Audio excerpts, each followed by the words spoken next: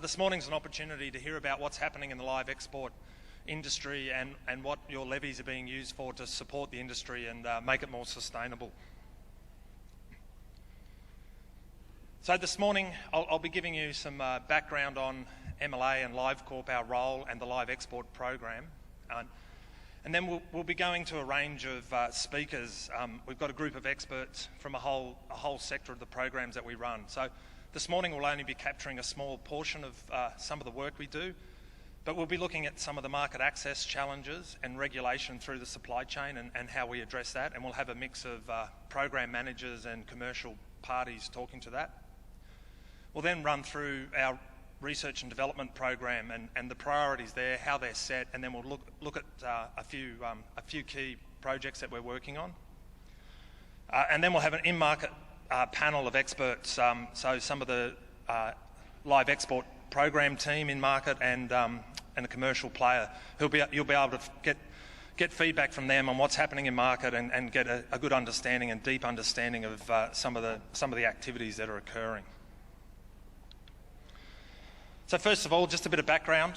So Meat and Livestock Australia, we're a producer-funded, producer-owned organisation, not-for-profit, that's funded through levies collected by the government, where we get a proportion of that, and we focus on research and development and marketing. LiveCorp also is a similar organisation, however they collect the levy through from the live exporters, so they're focused on supporting the live exporters. They're their representative body delivering services for the live export industry.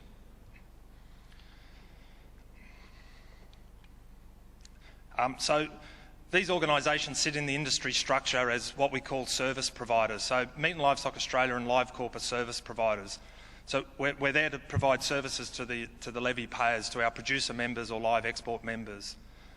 Sitting above us are what we call the peak councils, so the policy and strategy agencies. So these bodies set the direction and they lobby government, they set policy for industry, and they are there to guide MLA or LiveCorp on how we spend the levies. So on the LiveCorp side, they've got the Live Export Council, and then on the MLA side, we have the Lot Feeders Council, Cattle Council of Australia, the Goat Industry Council, and the Sheep Meat Council of Australia. And they all sit under the RMAC, which is the Red Meat Advisory Council that coordinates the red meat industry. And they set high-level strategic direction for the industry. But drilling down into what MLA and LiveCorp do in the live export industry, and we deliver what we call the live export program. So it's about taking the producer transaction levy that's paid when an animal's sold to a live exporter and matching it with the exporter export levy. So when an exporter puts an animal on the ship, a levy's paid on that side. So we take those levies collected by the two organisations and we match them up together, and we work together to deliver a program called the Live Export Program.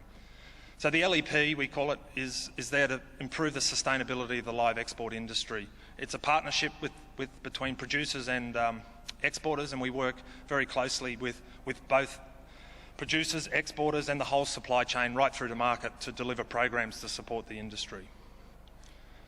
And what we're supporting, we're working on some very key pillars. So market access is the first one. If we don't have good market access, we don't have any chance to improve our ability to supply the market or improve our demand for our product. So market access is one of the key pillars.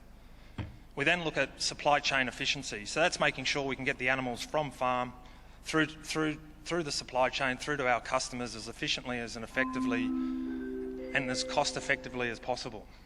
The next pillar is animal welfare. As you know,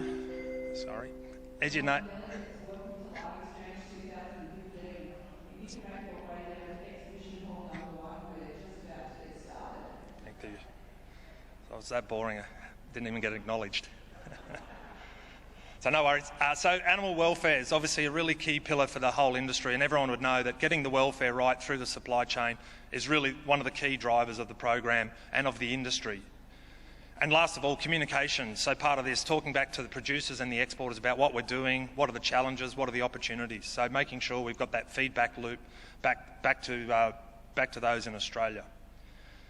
All of these are underpinned with research and development. So our R&D programs are matched dollar for dollar with the government. And that's a key element of driving improvements in the industry. So we've got a wide range of research projects, and you'll hear from some of those researchers today. So the investment, we invest just over $8 million into the live export program, combined from live exporters and producers, and they're spread across those key pillars I just talked about. You'll see there animal welfare, $5.74 million. It just demonstrates that over 70% of our budget's going into that animal welfare pillar, and just demonstrates how important that is and why we have to get that right. And we do focus a lot of work in that area. And the green boxes there are the team that we have to deliver it. So we've got a very professional team of staff and in-market consultants that we use. So we've got our overseas teams, we've got local employed Indonesians and Vietnamese people that work in the market, but we've also got our Australian employed people that are in the market, understanding the market, becoming market experts so that we know what the opportunities and the risks are in every market. And they're across Indonesia, Southeast Asia, Vietnam and the Middle East. We then have an expert of supply chain and procedure knowledge people that work with government, work with regulation and understand how the industry works, what are all the boxes that need to be ticked and what the supply chain is. And we'll be hearing from some of those this morning on what the challenges are in that area. And as I've mentioned, we've got a portfolio of research, over 30 projects currently in the pipeline at the moment, looking at a whole range of things from performance from paddock through to the ship and then in-market performance, and then a whole suite of tools to support our partners in their business. So the live export supply chain it's quite short from the producer through to our feedlot importers, but it's very complex, and there's a lot of regulation, a lot of steps, a lot of procedures and processes in the way. So you'll be hearing today about ACIL, which is the Australian Standards for Export of Livestock, which covers from your paddock through to loading on the ship. And then you'll be hearing a bit about SCAS, which is the in-market animal welfare element of the regulation. And you'll be hearing about some of the challenges there. But I thought I'd just start off before we move into some of the speakers with a couple of things I see as key. So the regulation is really key. So regulation's important, but we've got to be focused on the outcomes that we're trying to get through the industry. So we want to get better welfare outcomes, but we need to have that regulation streamlined and efficient and cost effective so that we can actually still compete in the global market. So you'll be hearing more about that. Market access. To me, market access is just the biggest factor in the whole Australia's export industries that plays the biggest role in our performance and our long-term success. So we've got to have more and more markets that we can supply, and we've had some good gains in current years with a lot of new markets opening up.